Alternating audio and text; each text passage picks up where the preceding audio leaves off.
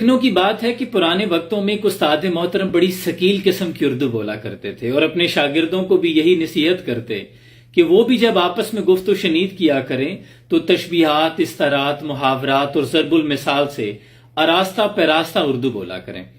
ایک روز یوں ہوا کہ وہ دوران تدریس کلاس میں بیٹھے حقہ پی رہے تھے کہ ان کی چلم سے ایک چنگاری اڑی اور استاد محترم کی پگڑی پہ جا گری۔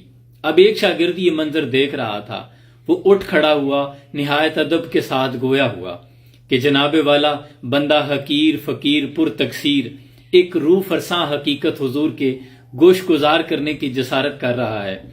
آپ غالباً آدھے گھنٹے سے حقہ نوش فرما رہے ہیں۔ چند ثانیے قبل میری آنکھوں نے، چشم نارسا نے ایک خوفناک منظر دیکھا کہ جب آپ نے زور سے حقہ گڑگڑایا تو ایک آتشی پتنگا آپ کی چلم سے آپ کی افقی سمت میں ہوا میں بلند ہوا اور چند لمحے ہوا میں ساکت و معلق رہنے کے بعد آپ کی دستار فضیلت پہ براجمان ہو گیا۔